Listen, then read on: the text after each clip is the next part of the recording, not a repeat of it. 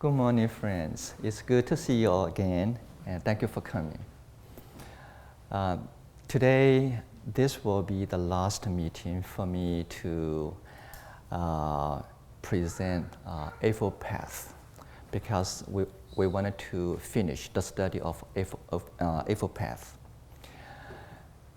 Eightfold Path, actually, they all related with our daily life.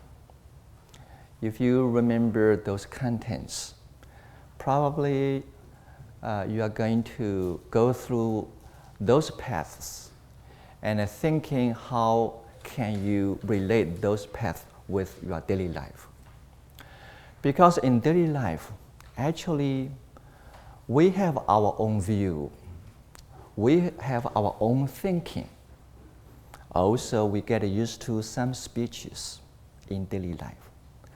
Some are correct, some are not correct. So that's why Eightfold Path actually use one simple word: right view, right thinking. We are thinking all the time, but is it right to think in this way? We have to check. If it's not right, we have to correct our thinking. So for our view and thinking, according to Buddha's teaching, there are right view we can study in order to correct our wrong view. There are right thinking for us to study in order to correct our own thinking. Also, the way we speak, how to use love in speech, how to use the language properly in order to create harmony, not hatred. How to use the language to pass knowledge, wisdom to others, not increase the wrong understanding. So right speech also important in daily life. And including the right action. Killing, stealing, those are not right action. We have to correct. If we didn't know, those are not correct. So including right livelihood, the kind of occupation we are going to have. Think about the occupation we are going to take. Is it all right or is not all right? So basically, we have to observe 5 precepts in order to have right occupation, right livelihood. How to maintain the kind of effort on those practices. So we have a right effort. Cultivate our determination on those practices, especially for right mindfulness and a right concentration. Without right effort, we cannot accomplish it. So today, this is the opportunity for us to study the last 2 paths. One is right mindfulness. Another one is right concentration. Okay. What is right mindfulness? In America today, I discovered that Buddhist articles, even non-Buddhist articles, from time to time, they do use this word, mindfulness. But in Buddhism, it's very important to put right in front of mindfulness. In my understanding, actually mindfulness is an ability inside you. In English, I don't know if you have a chance to study this word. Mindfulness means mind is full of something, is right? Something in your mind. Mindfulness. What's in your mind? What can you keep in your mind? What do you remember is a part of mindfulness. Okay? Right now, we have to find a way to use this mindfulness. So Buddha add one word, right mindfulness. Okay? According to some teachers' teaching, they point out that as a human being, we have a kind of habit. Sometimes we forget something we should remember. Sometimes we are very forgetful. Okay, we cannot remember everything. There is one phenomenon we have to be aware of. Another way is we remember something, but we don't remember those correctly. I hear Four Noble Truths before, but today when I repeat those truths in my own way, it's not the original way. So something you remember is not right, it's not correct. So right mindfulness means we wanted to remember something correctly, not wrongly. Okay? Something you wanted to keep in your mind all the time. You don't want it to be forgetful. Okay? Even I understand. I understand Four Noble Truths, but I cannot contemplate on those teachings in daily life. I cannot remember the teaching of Buddha in daily. Then we don't have mindfulness, right mindfulness. So today, I wanted to point out the definitions of mindfulness according to my understanding. I try to collect those definitions from different kind of teaching. Okay, so today let's discuss what is right mindfulness. The first definition of right mindfulness means we wanted to remember Buddha's teaching correctly. Okay. For example, if I ask you, besides right mindfulness and right concentration, what are the other 6 paths? Can we remember those paths correctly? Okay, if you can remember those 6 paths correctly, I can remember right view, right thinking, right speech, right action, right livelihood, right effort or diligence. That means we remember those paths correctly. Okay, that is right mindfulness. Because in Buddhism, we emphasize on how to correctly remember Buddha's teaching. So in ancient time, there were no books of the sutra. All disciples, especially monks, you have to use your memory to remember Buddha's teaching. So that's why in those days, you have to chant all those teachings in many ways. So that is the reason why in Buddhism we have a chanting meditation.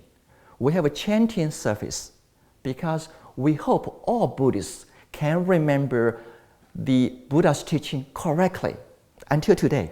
In China, in Burma, in Thailand, in Sri Lanka, monks are chanting all the time because we wanted to maintain this mindfulness throughout 2,500 years.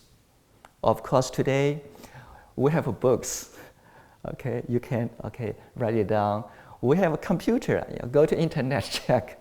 That is easier. But we don't want to always depend on those books or internet in order to support us to remember. It's still important for us to remember some teachings you can use in daily life. For example, if I can recite sutras, Heart Sutra, by my memory, from time to time, I can recite the contents of sutra. Every time when I recite the Heart Sutra, I'm going to study the meaning of it. I can benefit from this chanting anytime. Okay. So one definition, the first definition of right mindfulness means we wanted to remember Buddha's teaching correctly. Once when I was in the youth group, because I taught youth members for many years, one day I asked them, can you mention some important teaching of a Buddha today? Any concept, any words? Can you mention something you feel it's important in Buddhism? Some cannot remember anything. I taught them for so many years. Oh, I cannot say anything. But some very, very smart, they have a good memory. Venerable impermanence is very important teaching of Buddha. Oh, that's right. The law of cause and effect. Oh, that's right. Loving kindness. Oh, that's right. That's good. Selflessness. Oh, wonderful. So you have to remember something. If we cannot remember anything, even there are wonderful teachings from Buddha, it's useless because there's nothing in our minds we can keep. So this is one definition of right mindfulness. We have to remember those correctly. You don't say, oh, okay, I remember those contents, but you are using different kind of view, different kind of concept to translate the meaning of it. That is wrong. Okay. So this is one definition. The second definition is remember something that you wanted to practice in daily life. Remember your practice. Now you study Buddhism. And after you study all kinds of skills, techniques, which one do you want to put in daily life that you wanted to use in everyday life? After you select this, okay, you wanted to maintain this practice for some time, maybe a year, 2 years, or 3 years. Continue to remember your practice. Okay. For example, we don't want to say, in daily life, how about when you participate a 7 days meditation retreat? If a teacher taught you this meditation program is teaching everyone how to observe your physical sensation. Simply observe your body from this area, spread to your head, then slowly moving down to your body. You wanted to observe your physical sensation. This is one skill, one technique. In this 7 days retreat, every time when you meditate, it doesn't matter if sitting or walking, you remember this skill, this technique all times. That means you have right mindfulness. Okay. Every time when you meditate, you observe your physical body. Whenever you have other distractions, other thoughts, you quickly bring yourself back to this skill. That is right mindfulness. So right mindfulness directly relate with right meditation, right concentration. Without right mindfulness, we don't have a foundation for right concentration. You have to remember this skill. If you say, every time when I meditate, I wanted to count my breath. 1, 2, 3, 4, 5, 6, 7, 8, 9, 10. Just use those numbers to count my breath. Never overcount the numbers. Okay. All right. If you say this is my skill, my technique, you wanted to use this skill in 7 days or in 1 year without any change, you are going to be very determined. I wanted to keep this practice for long time, for certain time. Okay. This is right mindfulness. Okay. If you say, oh, I wanted to practice meditation. Today, I make decision. I sit for some time. After tomorrow, then you are busy on something. After we're busy on something, we just totally forget our practice. That is not right mindfulness, because we already forget what we wanted to practice. So always remember your skill, your technique. That is depend on each individual's choice. After you select this technique, you maintain on this practice. That is right mindfulness. Okay.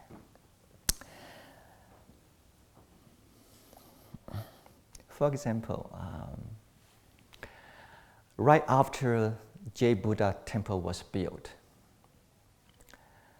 we were busy for the preparation of a grand opening ceremony. I was so busy.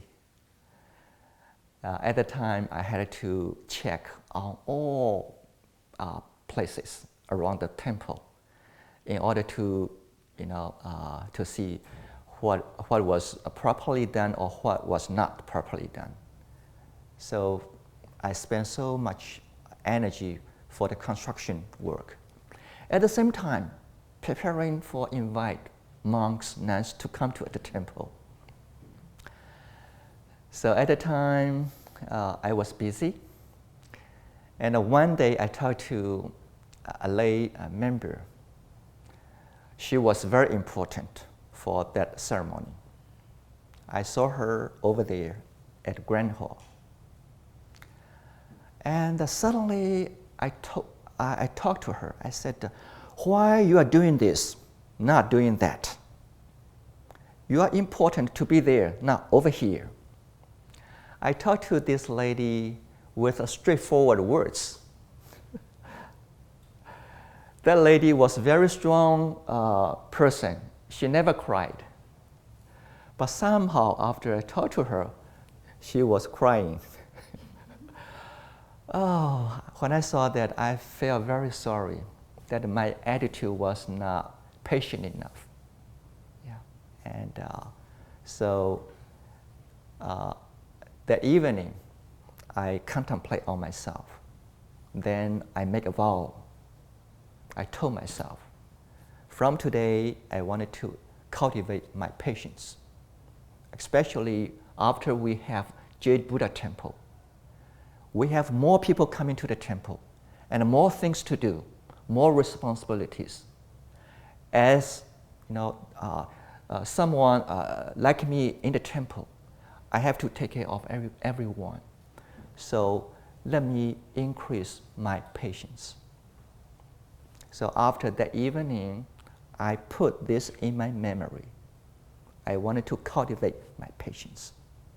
Every time when I talk to people, every time when I'm doing something with other people, even when I drive the car, be patient, be patient.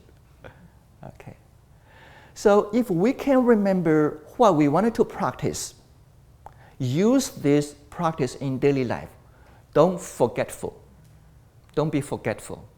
That is right mindfulness. Okay. Also, this is the foundation for right concentration. If we cannot remember what we wanted to practice, we cannot establish right concentration. There's no foundation. Okay. And also, the next one is right mindfulness means the ability to balance yourself. Balance what? In Buddhism, we say, when you study the Dharma, there are two kinds of ability you have to establish. One is wisdom. One is concentration. These are two very important parts of the practice. Okay. So right mindfulness means in your practice, you have to be able to balance yourself by increasing this both at the same time. Not too much contemplation or less concentration, or too much concentration, less contemplation. These are not balanced. We have to have wisdom. At the same time, we have to develop a concentration, because these two are related with each other. Without a strong concentration, you cannot develop right understanding. Without right understanding, you cannot develop right concentration. So how to balance yourself in daily life, daily practice? This is one skill. We call this right mindfulness. Justin, do you remember in 37 characteristic, and one sect of practice is Qi seven awareness? 6号, can you remember? 7 factors of enlightenment. Okay. In this teaching, the 7 factors of enlightenment, actually there's one word, mindfulness, 念觉知. But in this sect, actually, especially mentioning on how to balance your wisdom and concentration. So this is one of the right mindfulness. Okay. Sometimes some Buddhists, they like to read, they like to think, contemplate on Dharma. That's good. But if a person always try to study the sutra without concentration, this kind of understanding is foundationless. That means it's not going to stabilize yourself. We have to find a way, another skill, to increase our concentration, be able to focus, and also dealing with your emotional feelings. Okay, so that is the reason why we have to have both and also be balanced. All right. How many definitions we have talked? How many? 3, yes, 3. Okay, 3 already. Sometimes even I'm talking, I cannot remember those. So as a human being, we have to train ourselves. So we have discussed 3 already. Now let's talk about the 4th. Okay. The 4th definition of a right mindfulness is very common. Almost every one of you have heard it. Being in the present moment. Being in the present moment. Okay. You are in Guanyin Hall. You are over here in this space. You are part of this meeting. Your body is here, also your mind is here, being in the present moment. How about, sometimes the body is here, but somehow my mind is somewhere. Okay, this morning I was talking about another temple in San Francisco. Okay, especially when I'm talking to you all, I have to be in the present moment. Concentrate my mind in the present talk. If my mind is thinking on other subjects, I cannot deliver this talk properly. Okay. How about for listeners? Reverend Han is talking, I'm listening, but my mind is somewhere. Maybe after this program, if I ask you, what did I talk? Oh, I'm sorry, I couldn't remember anything at all. So being in the present moment is so important, so important. But right now, allow me to invite you, especially some members, you know Chinese and also know English. How are you going to translate 人在哪里，心在哪里？人在哪里，心就在哪里。Sister Xiu Hui, do you have any translation?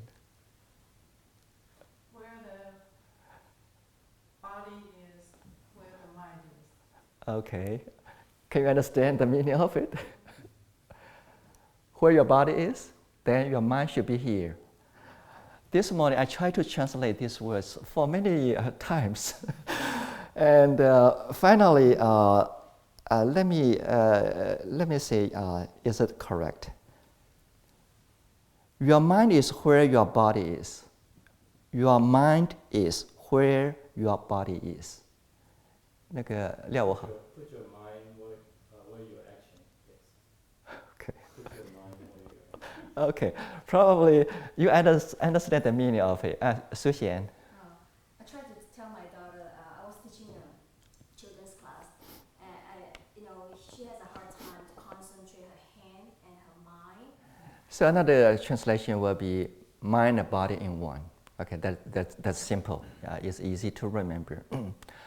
I have to let you know that in 2013, I was very ill. After you couldn't sleep for a few months, all kinds of strange feelings coming to you. Physically and psychologically, you're being affected by these all kinds of feelings. So at the moment, being in the present moment, be able to put your mind and body as one and focus your mind on the right path is so important. So fortunately, I did not increase or accumulate any negative feelings from that illness. So I recovered from that illness faster than others. So today I can talk to you. I can use my mind again. Actually, after illness, I couldn't use my mind at all. And even I was facing very difficult time, but I still try to remind myself, smile, smile, relax, relax, all the time. I practice walking meditation almost more than 8 hours a day in those months. So we have to find certain skill for yourself. Without those skills, you wait until the last moment, maybe it's too late. Fortunately, I am a monk. Fortunately, I know those skills. Fortunately, I'm getting used to using those skills. So it was easy for me to recover. Okay, so that is the benefits of right mindfulness. Yeah. Finally, the meaning of right mindfulness means you wanted to remember positive experiences, not negative experiences. This is a very rare definition from some other sutras, but I learned this from Venerable Nagasena from the Milanda Sutra. Yeah. And King Milanda asked Venerable Nagasena, what is the definition of right mindfulness? He gave him some definitions, also including this one.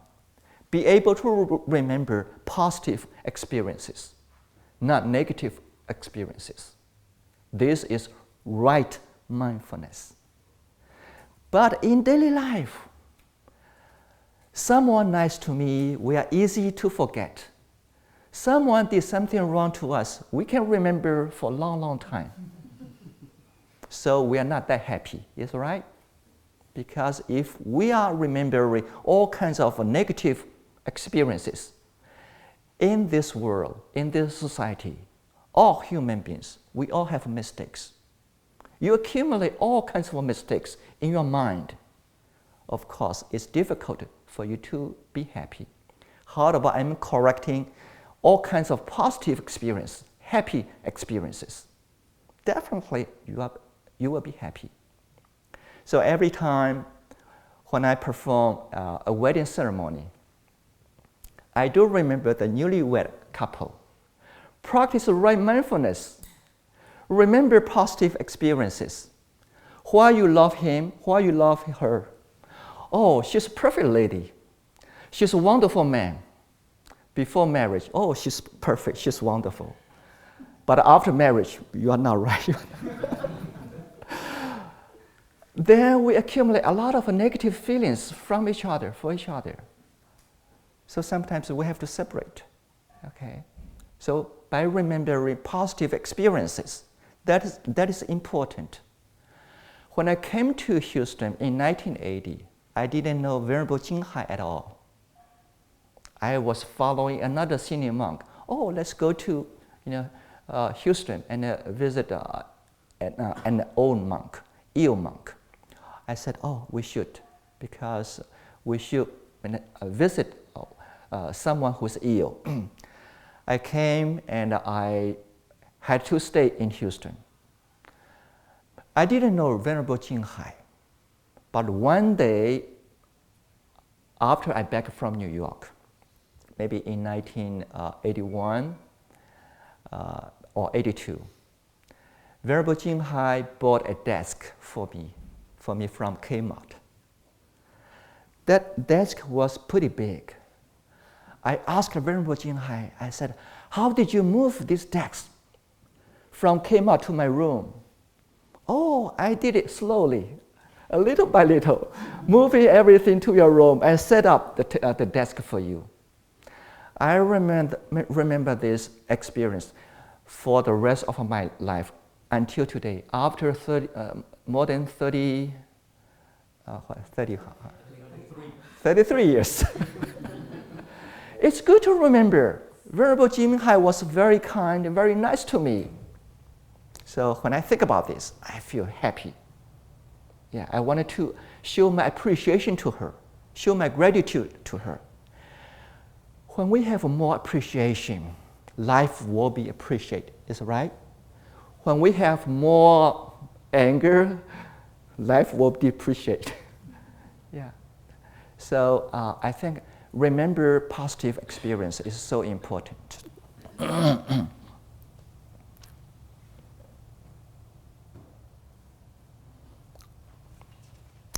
Finally, the last path is right samadhi or right concentration.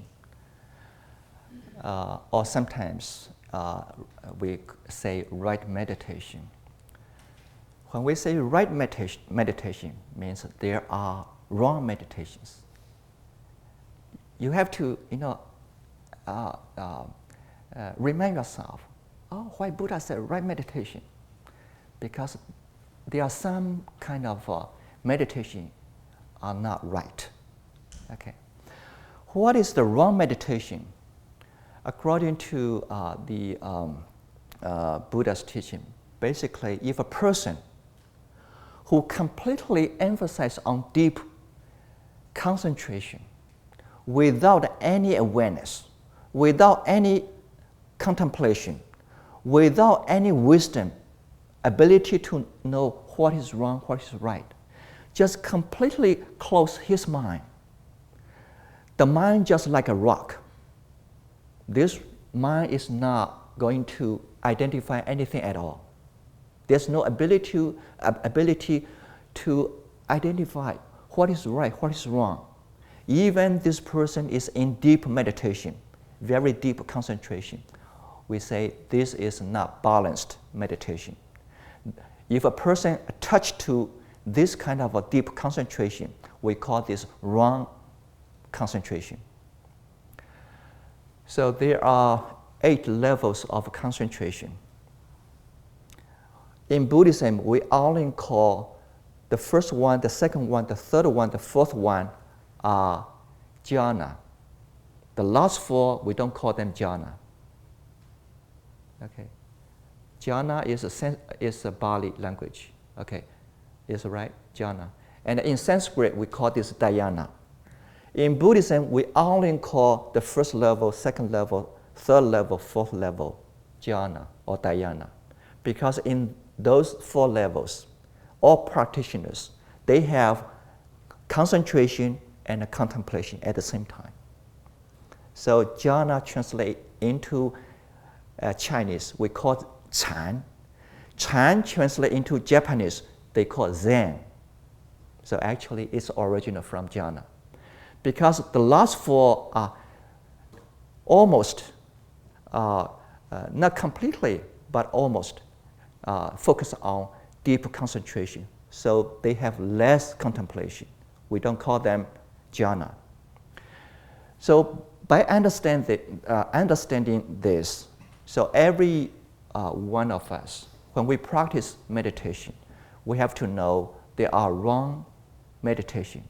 If a person say, "Oh, I enjoy meditation," how do you feel about meditation? I feel meditation is wonderful, and I can see day and night. How about meeting some people, learning the sutras? No, I don't have an interest to meet people. I don't have an interest to study sutras. Any sutras that you wanted to talk to me, I have no interest to discuss any Dharma with you.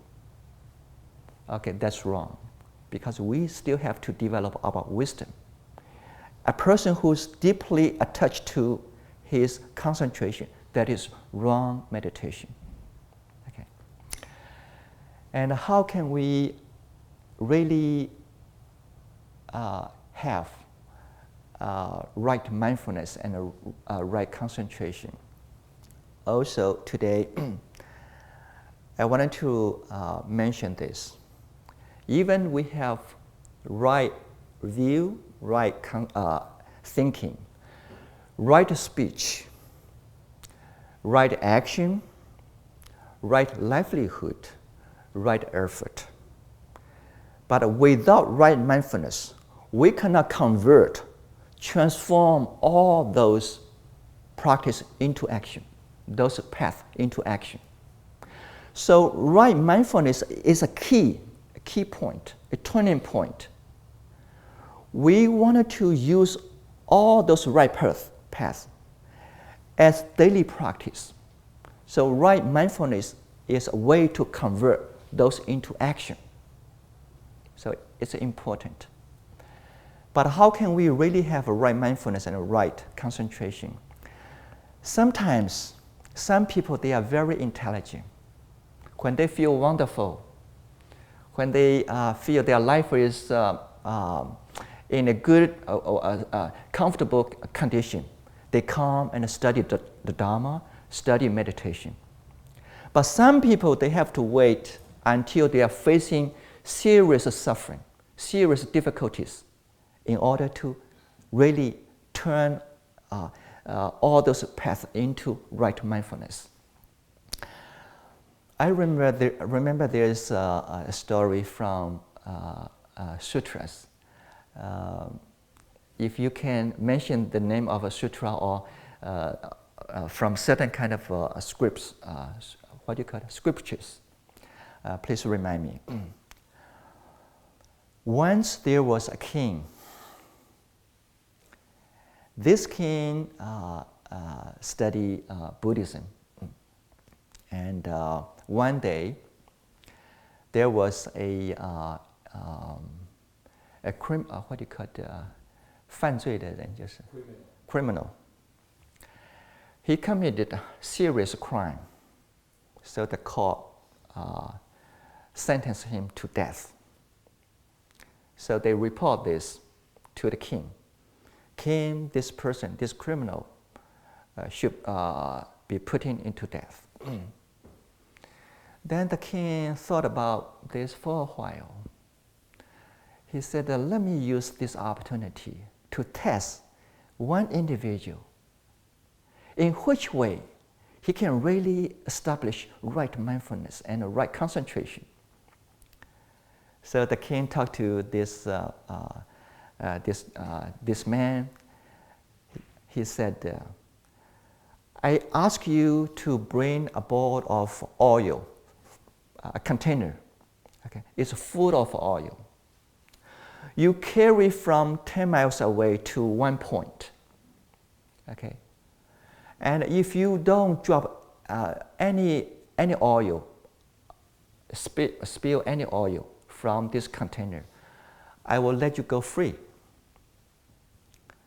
This criminal said, okay, I'm going to try. Okay. So he was holding a container, a big container of oil, and started to walk. Somehow this king set up so many programs on both sides of the road. Beautiful ladies are dancing. Someone who are singing, okay, and some delicious food are cooking. So on those 10 miles strip, the distance, there are so many playful things around him. But this criminal was facing death, life or death. So he tried his best to focus. Beautiful ladies over there, don't look. Beautiful songs are over there, don't listen. Concentrate. Nothing there, no one there. Okay, no attachment. And your mind is completely focused on this action, this present moment. So he walks slowly, step by step, step by step. Finally, he accomplished. The king let him go. So that means every one of us, we have the potential to establish our own right mindfulness, our own right concentration. We don't want to wait until the last moment, in order to see how much I can do. Actually, we have to accumulate little by little in daily life. Okay, this is my last words.